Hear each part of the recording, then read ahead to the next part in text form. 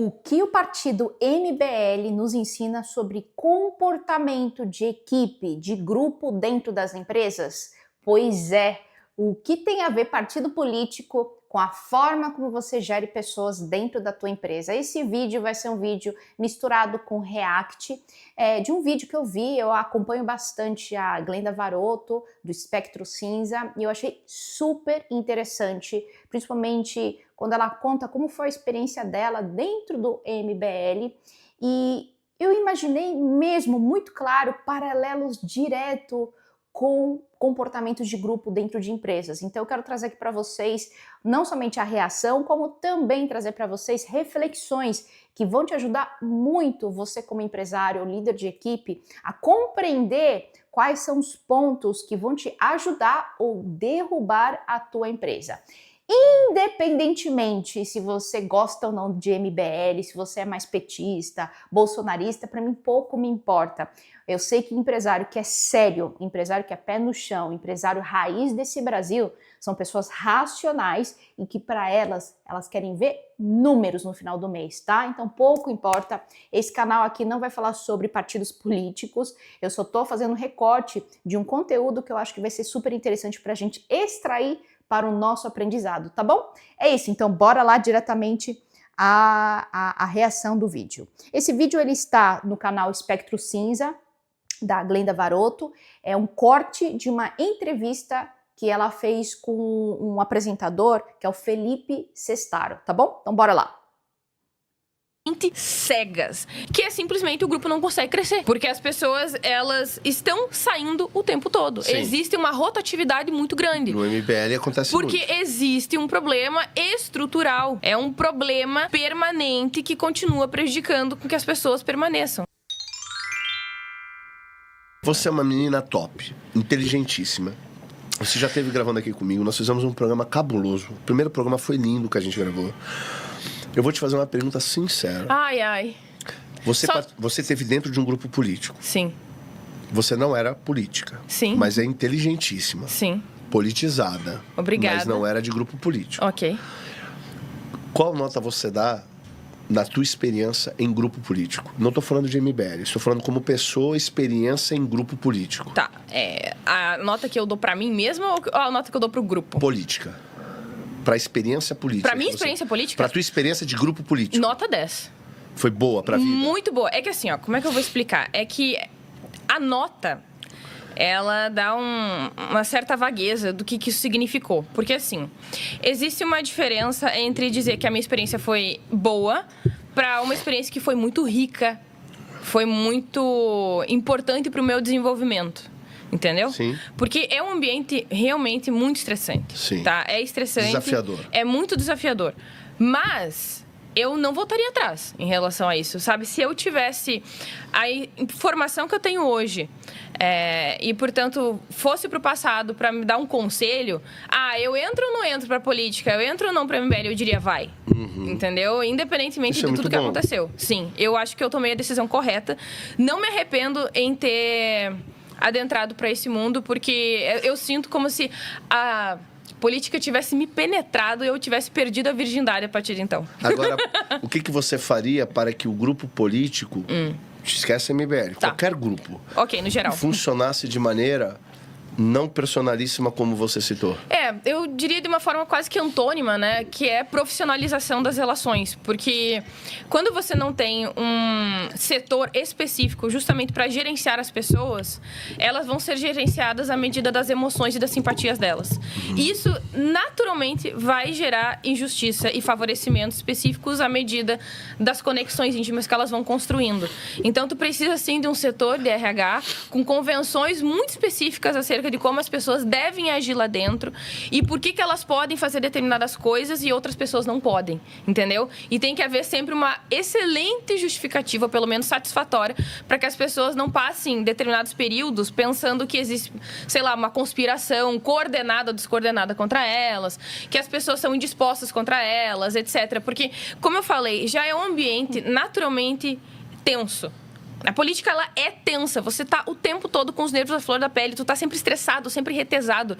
E você não tem instrumentos, ou pelo menos tecnologias sociais artificiais para reduzir essa tensão, aí basicamente o que acontece ali é uma selvageria. É um caos instalado em que as pessoas não confiam umas nas outras. Então você vê uma relação de autocanibalização intragrupal. Adorei. Esse é um ponto que eu quero trazer aqui para você, que é exatamente isso. Não pense você que a questão de tensão, pressão, é somente no universo de partidos políticos. A gente sabe que o universo de tensão existe muito em empresas, seja quando a empresa está passando por uma reestruturação, ou seja quando a empresa está crescendo em uma velocidade muito alta, o tempo inteiro tem muita pressão. E eu gosto desse ponto de vista da Glenda, porque ela traz exatamente isso, de tecnologias sociais, né? Então, basicamente, se eu pudesse falar em tradução de forma como eu falo no dia a dia, está falando sobre gestão de pessoas, práticas de gestão que consigam minimizar vieses, tomadas de decisões baseadas em preconceitos, ou até mesmo decisões que podem afetar a longevidade daquele grupo de pessoas. Porque é aquilo lá, né? Quando o estágio de tensão está muito alto, geralmente as pessoas ficam reativas, geralmente as pessoas começam a ter um comportamento de sempre desconfiar, e aí você nunca gere um grupo, você acaba tendo inimigos internos, então é um problemaço, quando na verdade o grupo deveria estar forte, o grupo deveria estar olhando para fora, porque o inimigo está fora, digamos assim, né? E eu sei que a MBL se posiciona como um grande inimigo do centrão, certo? Então você perde força gastando muita energia nessas picuinhas internas que naturalmente floresce justamente porque tem movimentos de favoritismo, o próprio líder toma decisão baseada em quem gosta, em quem não gosta, quando na verdade deveria tomar decisão baseada em competência. Então você começa a entender o paralelo com empresas familiares que ainda não sabem que dá para profissionalizar essas relações, né? Depende muito da cabeça do empresário. Tem empresário que tem uma cabeça boa, que já chega na reunião comigo e já quer essa transformação porque sabe que esse é o teto que está impedindo crescer. Tem outros que vão bater o pé e falar, Lê, comigo tá tudo bem, eu não preciso mudar. Quem tem que mudar são os outros, são os meus funcionários que são incompetentes, né? Quando na verdade boa parte do problema desse empresário que fala isso, os funcionários nada mais são do que o reflexo do próprio dono, daquilo que o dono atrai e permanece ter, entende? Então por isso que é tão importante eu trazer isso como se fosse um universo totalmente apartado quando a gente fala de política, mas o comportamento é o mesmo, né? Quando a gente fala são pessoas, né? São pessoas que também trabalham dentro de um movimento político, digamos assim, a forma como eles gerem, a forma como eles interagem é muito semelhante com uma empresa também quando ela está nesse caos, seja de reestruturação, seja de crescimento acelerado, se você não tem formas de tomar melhores decisões focadas em pessoas, decisões que minimizam essa percepção de justiça ou injustiça, e tanto faz, você pode falar muito bem, mas eu sou o dono daqui, posso fazer o que eu quiser. Você pode, só que isso vai atrair um tipo de profissional para você entendeu? Tudo tem a ver com consequências. Então, quem é inteligente, quem é o empresário que já está anos-luz, que já tem um pouco mais de vivência em empresas mais estruturadas, sabe muito bem que fazer o que quer significa também que você vai colher os resultados daquilo que você talvez não queira, tá? Então, acho que aqui só quero trazer essa colocação e trazer também o quanto que a Glenda ela tem essa percepção muito aguçada, né, de como que também as pessoas interagem dentro de um grupo político. Mas bora lá, vamos avançar um pouco mais.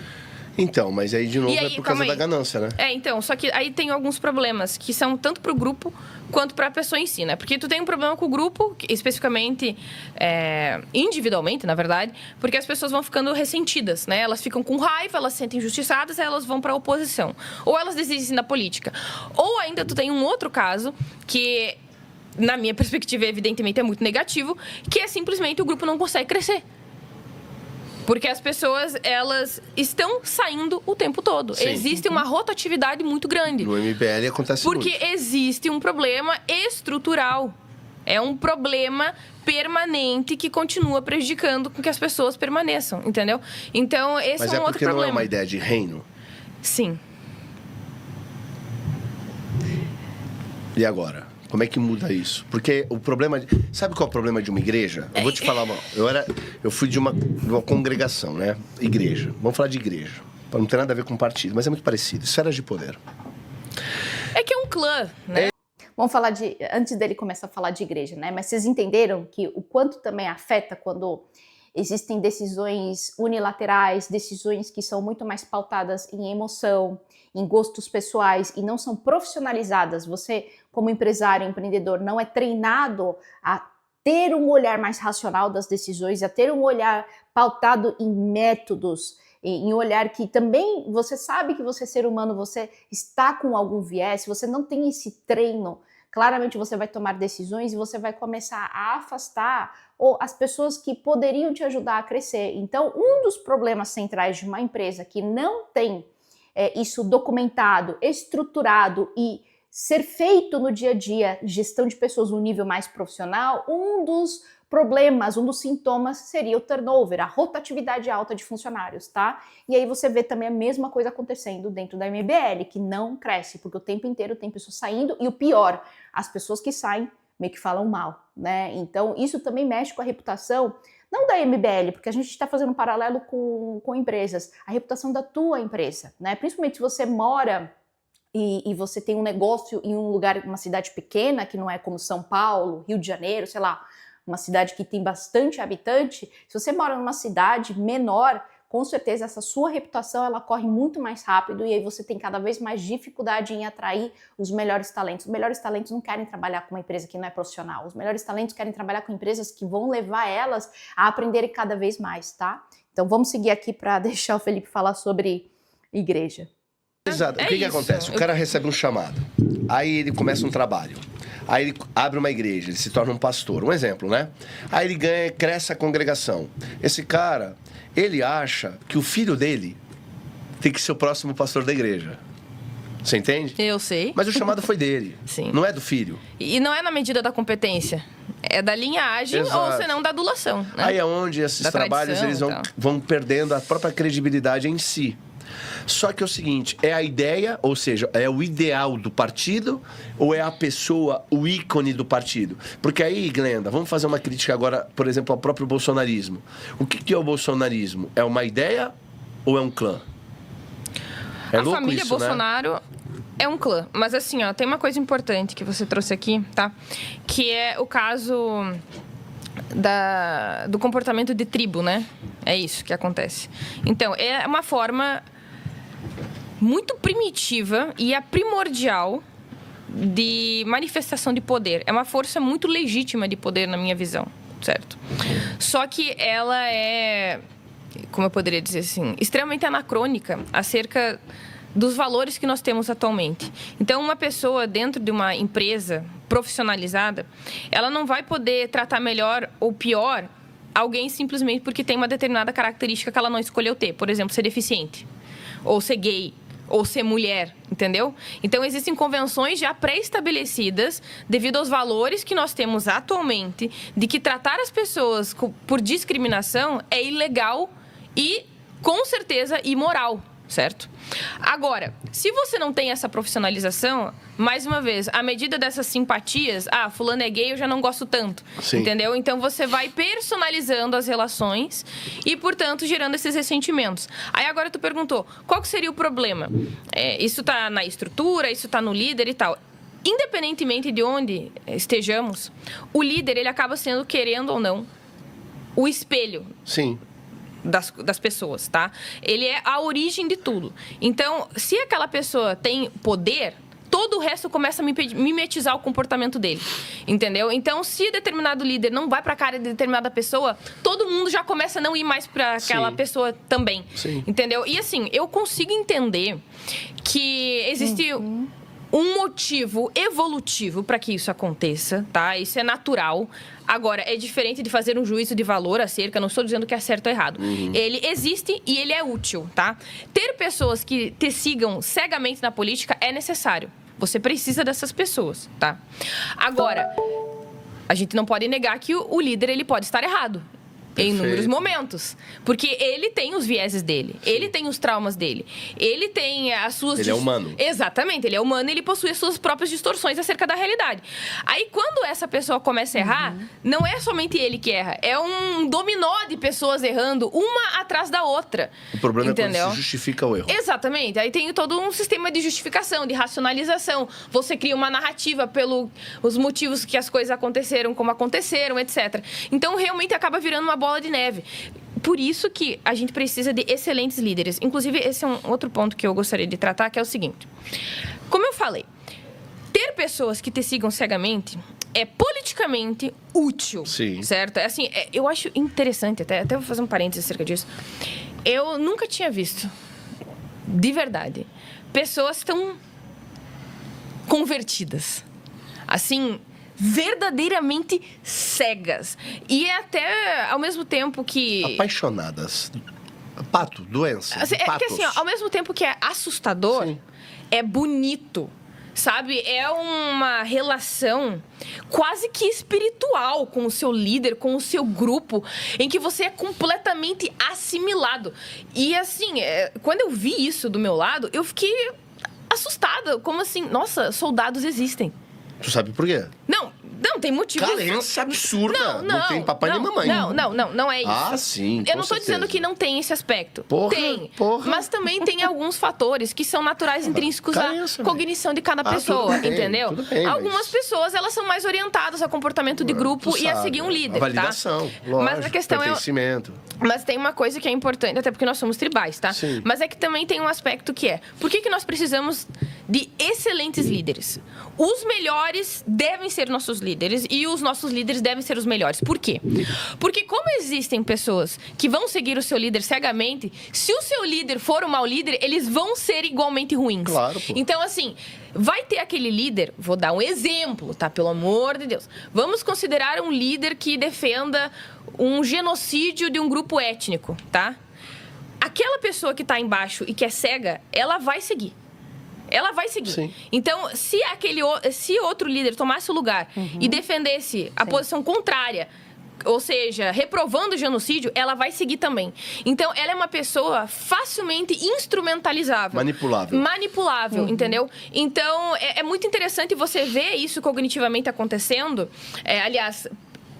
interpessoalmente acontecendo, considerando que você entende esses mecanismos cognitivos, de como que isso funciona. Porque se aquele líder for corrupto, as pessoas que estão embaixo vão ser corruptas e vão defender a corrupção dele e vão racionalizar tudo que ele está fazendo. Escuta aqui. Maravilhoso. Maravilhoso, uma explicação muito legal de formas de influência e poder dentro de um grupo humano, né? E eu acho que aqui a Glenda foi muito sutil, muito educada de dizer que as pessoas, tem pessoas com nível cognitivo mais inclinadas a grupo ou não. Ou seja, ela quis dizer, tem pessoas que vão ser mais instrumentalizadas, vão ser mais usadas para essa massa política e etc. E tem pessoas que são menos, né? E tá tudo bem, são níveis cognitivos diferentes. Eu achei muito elegante da forma como ela fala. Mas tirando essa parte, né, muito mais da elegância, esse tapa de pelica, essa crítica bastante educada e honesta da parte dela, aqui eu quero voltar de novo à discussão em relação à empresa, né? Então, quando você, de novo, eu reforço a importância de ter excelentes líderes na tua empresa, porque quando você tem um excelente líder, você vê que impulsiona resultados da sua companhia, parece que multiplica, porque as pessoas, elas estão inclinadas a repetir e mimetizar o comportamento do líder.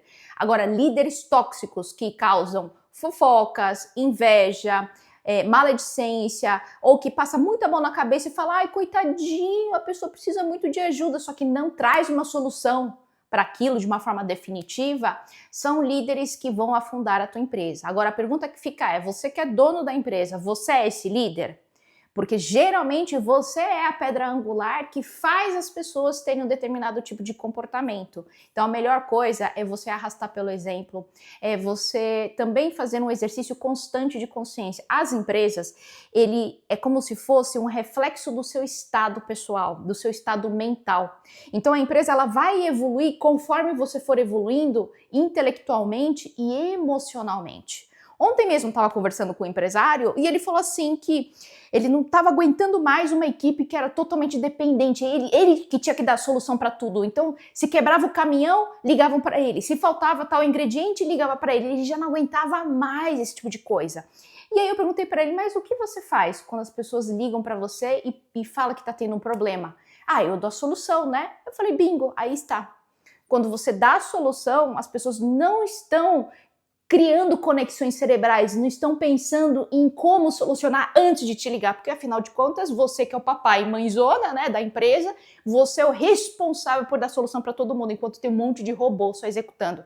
Não, senhor, eu falei para ele, você vai começar a perguntar para os seus funcionários qual é a solução. Tá tudo bem você me acionar e falar que tá tendo um problema, me conta qual a solução. Entendeu? Então, quando você faz essa mudança de comportamento, essa mentalidade, essa forma de você começar a comunicar, a falar com seus funcionários, você vai formando uma equipe de pensantes, pessoas que vão trazer a solução para você. Então, muitas vezes, a transformação de uma empresa tem muito a ver com você que é dono de empresa. Você, como é que você age? Se você reclamar que a tua equipe é muito dependente de você, se você reclamar que a tua equipe falta demais, pode ter certeza que tem alguma coisa que você está fazendo que está permitindo aquele comportamento se estender por muito tempo, tá? Então, faça um exercício pessoal de autorreflexão, tá? Os poucos empresários que continuam tipo, não, eu sou perfeito, os outros é que são horríveis, as pessoas são todas preguiçosas, geração Z, ninguém tá nada com nada, eu compito com Bolsa Família. Esses empresários eu nem quero saber, tá? Porque são empresários já fracassados, já fracassaram aqui dentro da cabeça, eles já foram derrotados aqui dentro, então a empresa deles também vão ser derrotados, tá? Agora, se você pensa como eu, fica aqui o link da descrição, se você precisa dessa ajuda para ter um comportamento, uma cultura que vai ajudar você a escalar o seu negócio, vai ser o maior prazer de te atender, porque eu sei que a primeira pessoa que vai estar disponível para fazer este desenvolvimento é você, o primeiro executivo da empresa, o primeiro fundador, o dono da empresa, tá bom? Que nada mais é do que o papel de CEO. E é isso, para quem ficou até aqui, ficam aqui os meus votos de que a sua empresa seja expressão de luz neste mundo. Até a próxima!